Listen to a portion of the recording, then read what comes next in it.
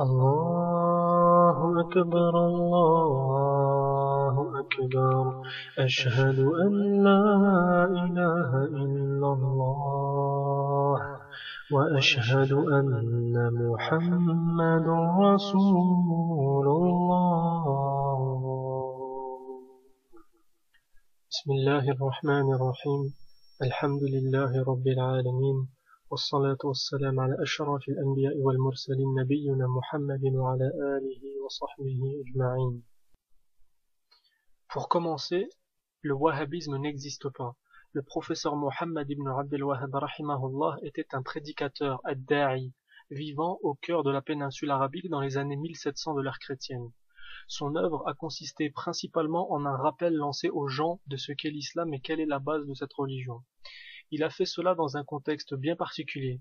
Durant des siècles, le monde musulman a été infesté d'innovations étant venu se greffer à l'islam et qui conduisaient à l'association en Allah, le shirk étant le pire des péchés.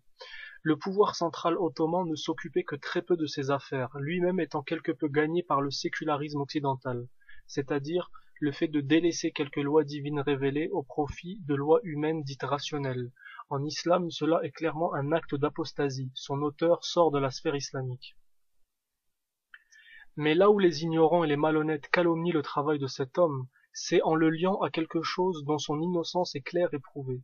Il est vrai que le cheikh avait certes contracté une alliance avec un ancêtre de la famille El Saoud dans les années 1700, afin de remettre de l'ordre dans la péninsule arabe, étendre l'islam authentique et réunifier les tribus sous le même étendard.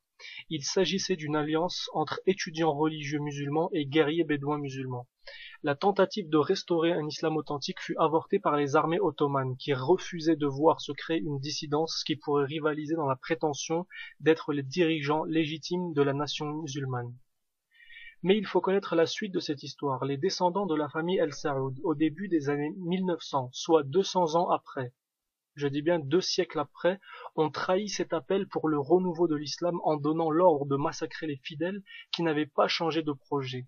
En réalité, ce sont les Anglais qui ont eux-mêmes donné l'ordre, étant donné qu'ils ne voulaient voir aucune opposition à leur projet dans la région. Et quel était le plan anglais et français dans cette région? Le plan était simple. Démanteler l'Empire ottoman, créer des nations factices auxquelles ils allaient y placer des tyrans mafieux qui répondent à leurs ordres, aspirer les ressources naturelles et affaiblir et égarer la nation islamique pour les forcer à cohabiter à côté d'un foyer national juif qui aura pour vocation à parachever le projet de gouvernance mondiale que les créateurs de la Société des Nations, la SDN basée à Londres, avaient préparé. La SDN qui a ensuite déménagé à New York pour se nommer ONU, Organisation des Nations Unies, dont un des tout premiers membres s'appelle l'Arabie Saoudite.